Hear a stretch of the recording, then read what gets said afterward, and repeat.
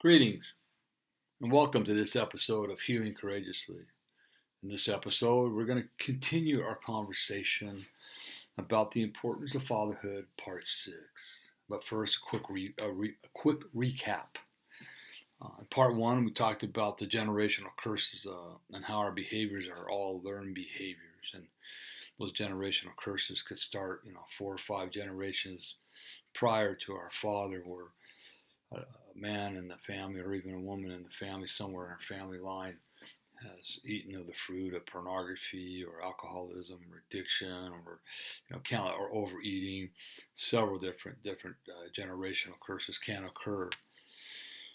I also gave a definition of honor, respect, and obey, just to clarify what those mean when it comes to honor your father and your mother.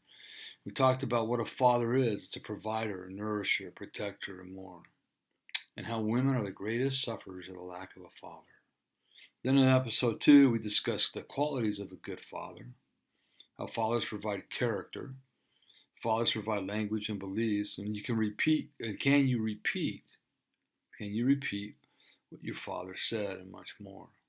Then in episode 3, we discussed the power of a father, how fathers instill behaviors and character in boys who become men.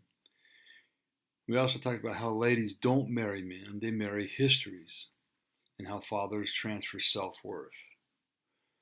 In part 4, we continue the conversation about self-worth. And in part 5, we talked about how fathers give standards, and we began the conversation about generational fathering. And in this episode, we will continue the generational fathering, and we'll close out the episode. So when we talk about generational fathering, we look at John 20:17. It says, "Go instead to my brothers and tell them, I am returning to my Father and your Father, to your God and to my God." You notice how Jesus puts Father before God in this statement, in the scripture. He wants you to know God as Father more than as God. The one question we got, can you recommend your father to father others? I know that my real father, before he passed away, I could definitely recommend him, but my stepfather, I would never recommend to father other children. He had his own demons, and he lived with them and never did anything about them. And not only did he molest me, he molested several other people. Two of his grandsons he molested as well. Can your children recommend you? That's another important thing. Can your children recommend you? And that's what we should all be striving for as fathers, that our children can say, my dad was great and he's given me a lot of wisdom. And I don't know if you know any kids like this, but oftentimes some of your son's friends might be hanging around you and your dad all the time because their father's not around. And your father, hopefully, will be giving them the wisdom that they deserve. So, can you recommend your father to father other children? And the other children want to be around you and your father. John 20:21, again, Jesus said, "Peace be with you. As the Father has sent me, I am sending you." Peace be with me. As the Father has sent me, I am sending you. What Jesus is saying here is that my Father did a good job. And I'm just hoping that I did as good of a job with you as my Father did with me. As my Father has sent me, I send you. So pass on the good statutes, the good behaviors, the good qualities of a good father, as my Father has done to me. Now I'm going to pass those on to you. Become the best father that you can be. Sometimes what that takes is having a really strong mentor in your life that can walk with you through all these situations and be there for you. That's what it took for me. My father died. My stepfather was not a father at all. But I had some mentors in my life that were absolutely phenomenal. And they're the ones that really saved my life and made me a better man. When we look at Proverbs 15:20, it says, "A wise son brings joy to his father, but a foolish son is grief to his mother." Notice the difference between joy means pride. Joy means pride, and grief means depression.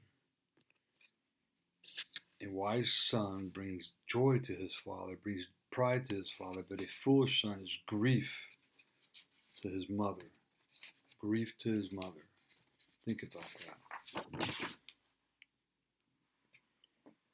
There's two different responses. When a son does well, the father brags. When a daughter does well, the father takes photographs. He puts the pictures everywhere. And the mother, she just enjoys it. The mother, she just enjoys it. She just sits back and just lavishes the glory of her children being wise and being smart. Right? Dad's the one that does all the bragging. Dad's the one that sticks his chest out and is proud. Look at my kids, how proud I am of them. Look at my daughter, she's such a great mother. And mom just sits back and she takes it all in. I can speak from experience on that one because that's exactly how we do it. But the father brags, that's my boy and that's my girl.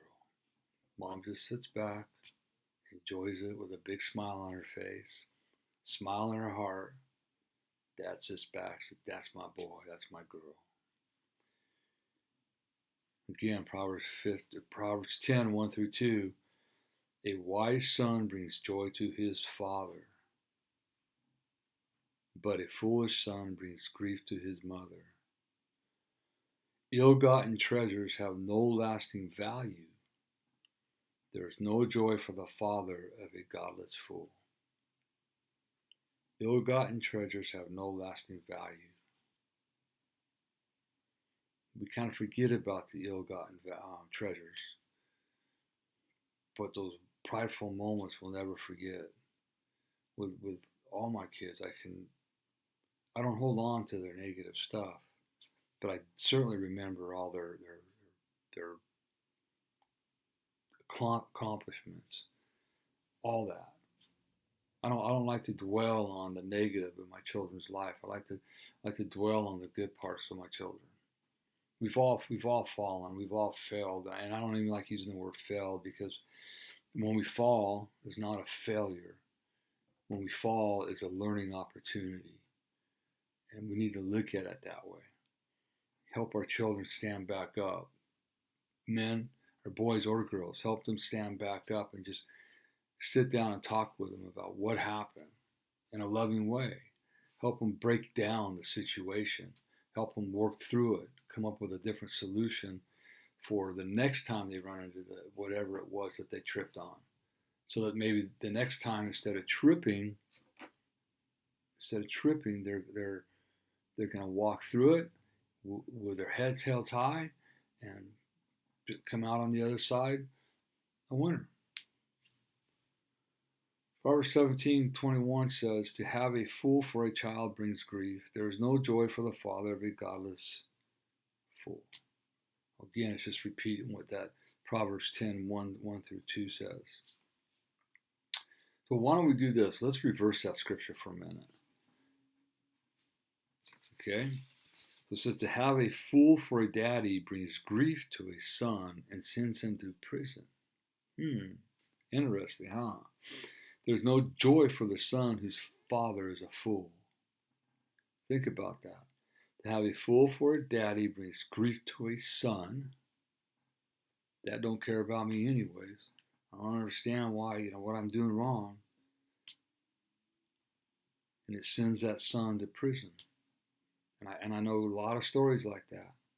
82% of men in prison are because of what we call fatherless fathers. We all have fathers, but a fatherless father, an absentee father. There is no joy for the son whose father is a fool.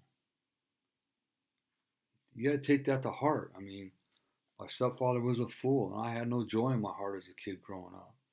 I had a lot of depression, a lot of feelings of worthlessness and shame. There was no joy in my heart growing up. I really didn't achieve joy probably until the last, I don't know, 3 or 4 years of my life. I've been working towards it for a long time, but I probably didn't achieve it until the last 3 or 4 years of my life.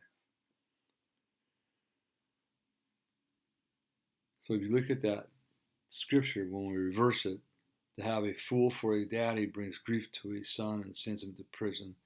There is no joy for the son whose father is a fool. They both lose. Dad and son both lose. A wise son brings joy to his father. And in a situation where when we reverse that scripture, I think the best that we can hope for is that somehow the son finds joy, and maybe not through his father because his father's a fool, but can find joy somewhere and still love his father. I am a wise son of God, and today I see that reflection in all my children. I see my wisdom, my strength, and my courage in all my children. I see my transparency in all my children today, my vulnerability in all my children today. Sometimes I have to draw it out of them, but it's there. Because when we talk about looking at the joy and the accomplishments of our children instead of the wrongdoings or the negative, that's exactly what my children do today with me. Is they don't look at the 16 years, 15 years prior to being sober and getting in recovery.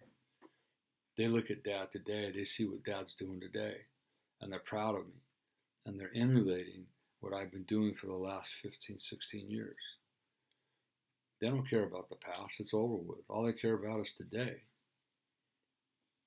It took a while to get there, but like I think I said in the last episode, they told me, Dad, you were a great dad. There's a time period of life where you just struggled. And we understand where your struggle came from today.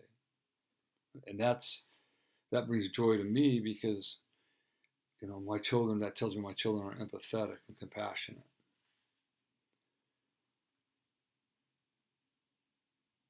There's an incident that happened in my life.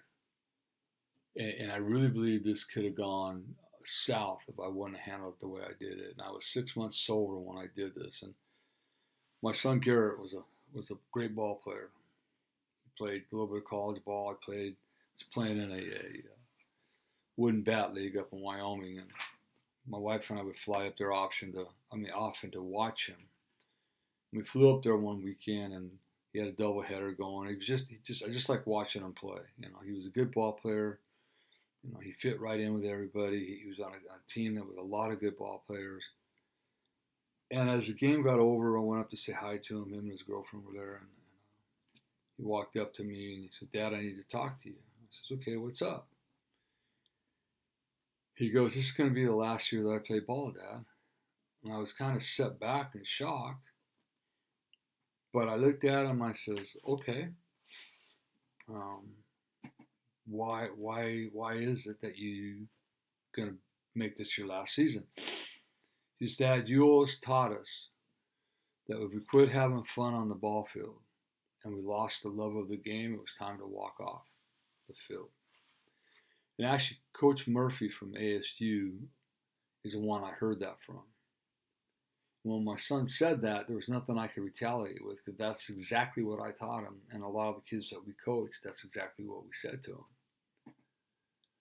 So I said to my son, first of all, I just want to make sure that you're 100% positive that this is what you want to do. I want to make sure that I don't want you having no regrets down the line. Because no doubt I thought about it. And he goes, "Look at Dad. There's a lot of good ball players on this team right now, and none of us are getting looks by the big leagues at all." I says, "Okay, fair enough." So I just want you to be sure that this is what you want to do. He goes, "No, it is." I says, "Okay." I says, "Son, look at this is your life. You're an adult. And I don't care what you do in life. I just want you to be happy. That's all I really care about is your happiness. if you just decide that you want to be a professional shoe salesman, then be it and just be the best that you can be. But I just want you to be happy in life. My dream was for him to play Major League Ball because my baseball career got cut short because of my abuse. And I was, in some ways, was reliving my childhood through him when it comes to that baseball. So it could have gone south really easily. Excuse me. But instead, it was his life. And I honestly believe that that was a defining moment in our relationship. Because if I would have pushed the subject and got crazy mad because he was going to quit playing ball, it could have ruined our relationship. But instead, because yes, I was disappointed. I won't lie about that. But it was his life. And my son was smart enough to make the choices that he needed to make. He was an adult. And he's doing great today. He works for a water district out here, and I've been working with him for 5 years now. He's got a family, and all my children are like that today. I don't judge them. I don't. I'm there for them if they need to talk. Have we had our issues? Yeah, we have. Both my sons and my daughter. Yeah, we've had our issues. Absolutely. That's just part of life. But we've been able to work through them in love. So Ephesians 6:4 says, "Fathers, do not exasperate your children. Instead, bring them up in the training and instruction of the Lord." And then Colossians 3:21 says, "Fathers, do not aggravate your children, or they will become discouraged." They will become discouraged. Fathers, do not frustrate your children. And how do we do that? One way that we do that, to be honest with you, one way we do that is by saying one thing and doing another, right? By being hypocritical, by loving others more than we love our own children, by telling our children not to lie, but yet we're caught in lies all the time.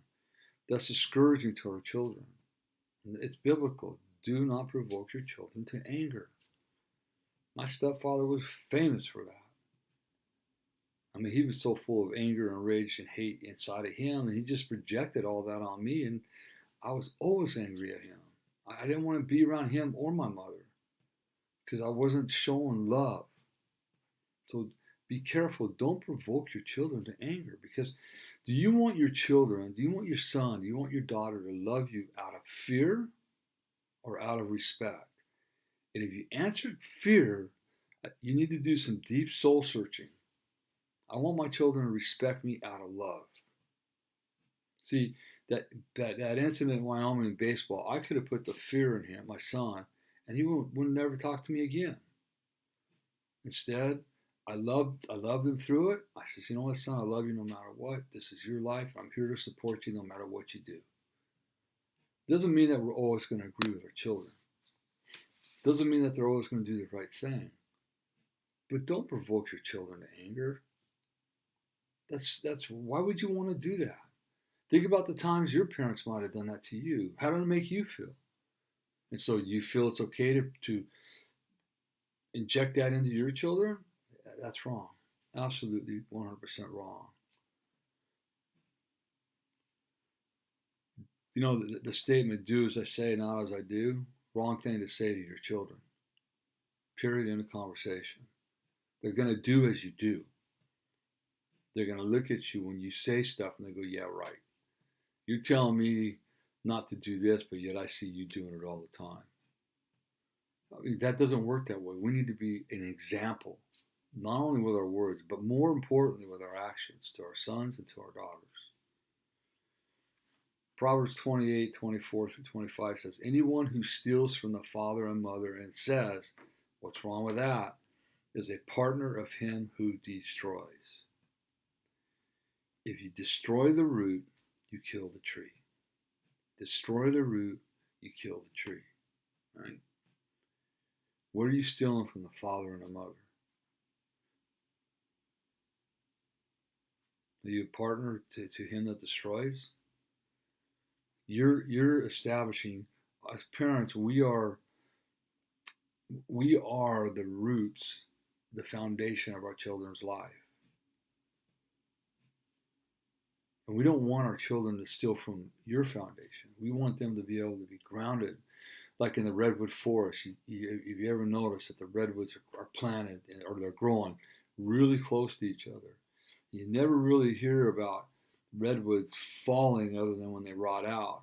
That's because all their roots are intertwined with each other. They hold each other up. They support each other with their root system. And that's what we want to do as parents. We want our children to be intertwined with healthy roots so that they won't fall. And if they struggle, we're going to be there to hold them up. That's our job as parents, not to tear our children down, but to build our children up, period. If you destroy the father, the root, then there is no good fruit that bears from the tree, which is the son. Destroy the father, the root, then there is no good fruit that bears from the tree, which is the son. Remember, you're bringing up fathers. So even though your father might not have treated you with the best of respect and most of respect, that doesn't mean you should do that with your child. We want to bring up our children, our sons, our daughters, to be strong roots for their family. Just because you might have grown up as I did in a family that had no solid roots, we were just wavering all the time, and there was nothing to hold me up when I fell, because when I fell, I just got kicked down even lower.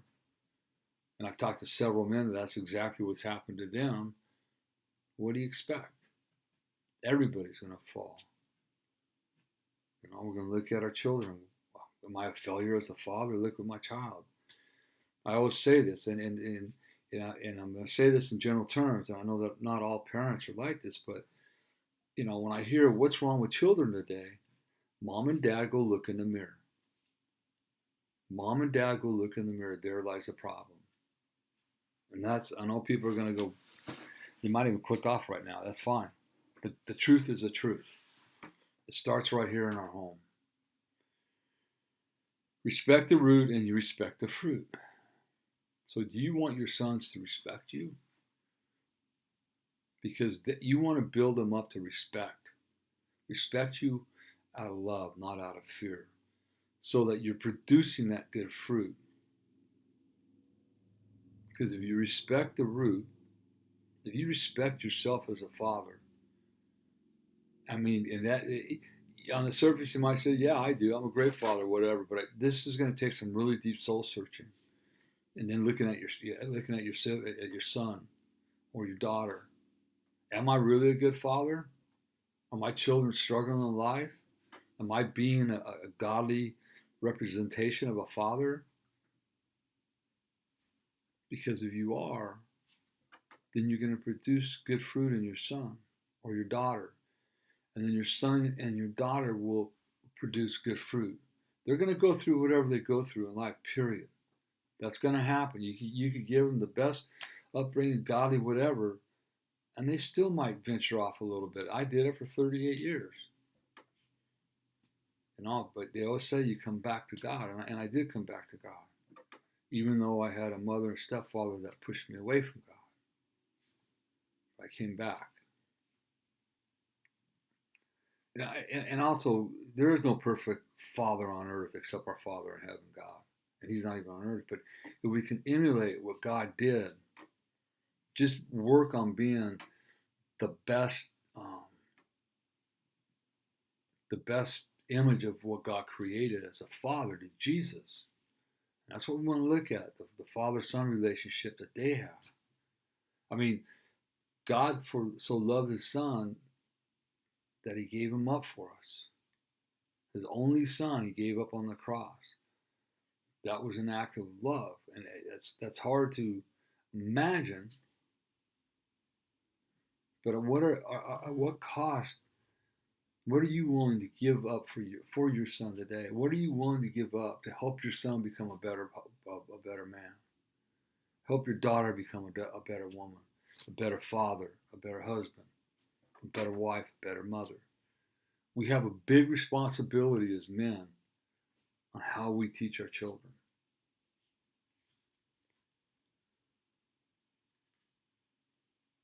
As a father and a pastor, I'm not perfect.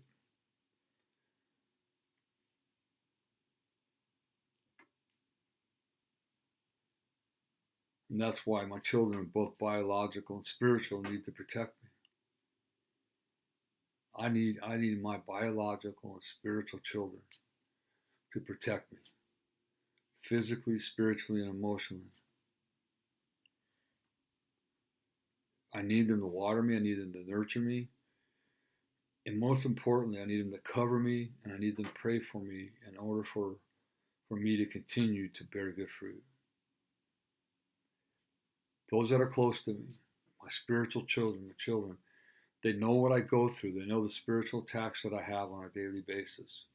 They understand them. They don't look at me like, "What's wrong with you?" They understand them. They understand what I do, and there's some of them are constantly praying for me. I need that in my life because if I didn't have their covering, what I'm doing in life, the enemy absolutely hates and despises, and so he's trying to destroy me however he can. So I'm attacked pretty much on a daily basis. So without the covering and prayers of my spiritual children, my leaders, I'd be in real trouble. Can you say that you pray for your children and that God protects them and covers them? That's important. It's really important because especially in today's world, we need as much as of God in our lives as we can get because everybody's taking them out of society. And the reality is that God's still right here. He's not going nowhere. But you see what's happening in this world, and when we say we need to take God out of school, and we take God out of our government, and they're destroying the importance of God. It's destroying our world, which is going to destroy our children.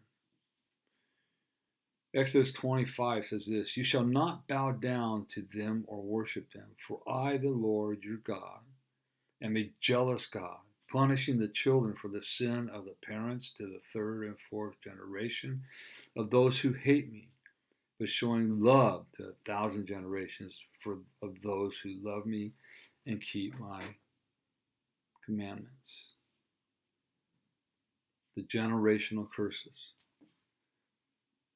It stopped with me. My mother was very very much an abusive background. Her brothers and her father molested her. They were alcoholic. My stepfather, even though he's not my biological father, an extremely dark and abusive background.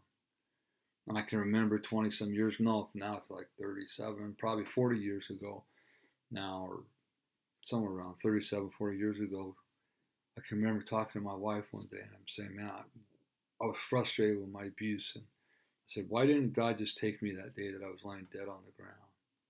And before I could finish the sentence, God spoke to me and says, because you're going to break the chain of abuse in your life, in your family, in your history. But not only your history. He didn't say this to me. It's become quite aware to me since then that not only are you going to break it in my family, but I'm going to break that chain in a lot of families. So that love has come back to me. Just because it was in the generations before me doesn't mean it's got to continue. And maybe I am the seventh generation. I'm not sure. It doesn't matter what generation I'm. All I know is that God called me to help break the generational curse that was in my family. Help break the chains of abuse, the chains of alcoholism, to do the best I could to break those chains. And I'm grateful for that. I'm grateful that my children get to see a father that's changing, that they can see that change is possible. Anything's possible, believe me. Anything's possible, especially with Christ.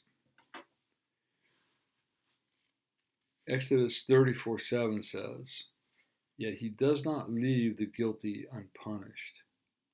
He punishes the children and their children for the sins of their parents to the third and fourth generation."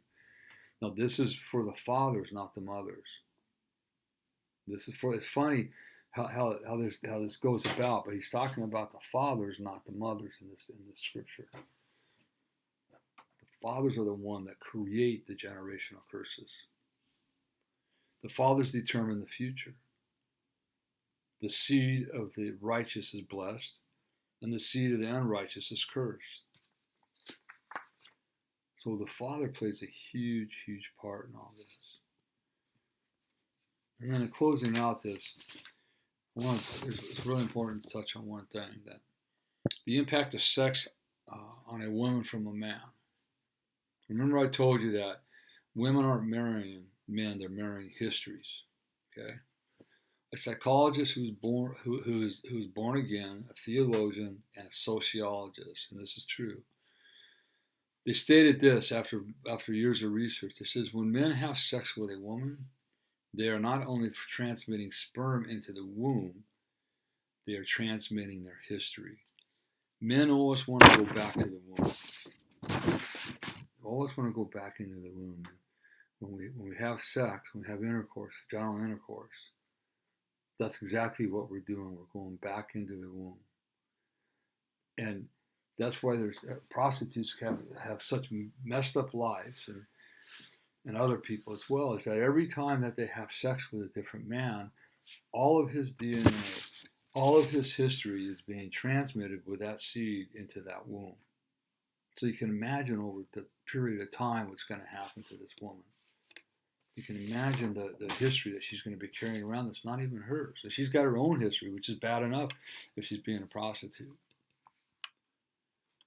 So, fathers, remember this. Your role is huge in your children. Absolutely huge.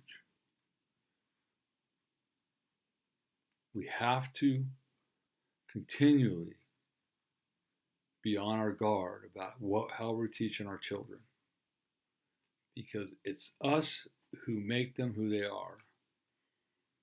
We are the ones that give them the love. We are the ones that show daughters how they're to be treated, how they are to be treated by men. How are you treating your wife? We are the ones that are teaching our daughters that it's not okay to abuse them. It's not okay to call your wife names. It's not okay to hit your wife. Ladies are to be treated like daughters of God. And we're teaching our boys how to be good husbands and good fathers as well.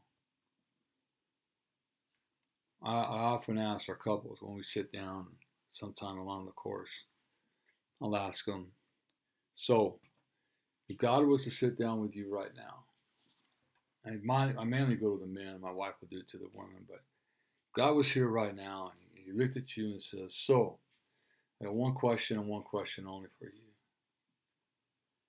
How have you treated my daughter, the daughter that I gave to you to love, to honor, to protect? My precious daughter, how have you treated her? Talking about your wife. How could you answer that question? I would hope that it's a good answer. I would hope you could say, God, I made some mistakes early on in our marriage, but I've rectified those. I've asked for forgiveness, and here I am today. I hold her up. I treat her like a queen, like the daughter like the wife that she is, like your daughter. That's how I treat her today. Now we'll do the same thing for the wives and the husbands. So that's what we want to teach our sons. We want to show them how to treat women, how to treat people, how to be a contributing member of society. They need to learn all that, and they're going to learn it from us and us alone. So I hope you all got something out of this 6-part series. I know it struck me when I was doing my research and watched some of the videos that I watched to get some of the research from. It really hit home with me. So I just pray that it enlighten you a little bit about fatherhood, the importance of it, and how we affect our children, how we teach our children. We give our children love. Mom's the nurturing. Mom loves them also, but mom's the nurturing part of the relationship. And we're the men. We teach them. We show them what love is all about. We show them respect. We give them their character. We give them their self-worth. We give them all of that. So I just pray that this gave you a little bit of insight. Not if you have to make some changes, you will. If you need any guidance with any of this, you can reach out to me, changeyourlifestorynow.com, changeyourlifestorynow.com. I do life coaching and inner healing work. You can also check out our foundation, thecourageoushealers.org, the Courageous Healers Foundation. We help men and their families heal from the scars of sexual abuse, and we also work with women in that arena as well. You can also get my books, Healing the Wounded Child Within, on Amazon. That book is in paperback, Kindle, and Audible. You can also get my 30-day devotional to wholeness. That's on Amazon and Kindle and on paperback. And then the 7-day challenge, which is accompanying workbook with my book, accompanying workbook to Healing the Wounded Child Within. That's also on Amazon, but that's only in paper book. So be sure to like and subscribe to my podcast page. I want to keep this going. So, and remember this: that if nobody tells you they love you today, Randy does. But more importantly, God does. Everybody be blessed. Have a super good day, evening, whatever it is, wherever you're watching this. I love you. Bye.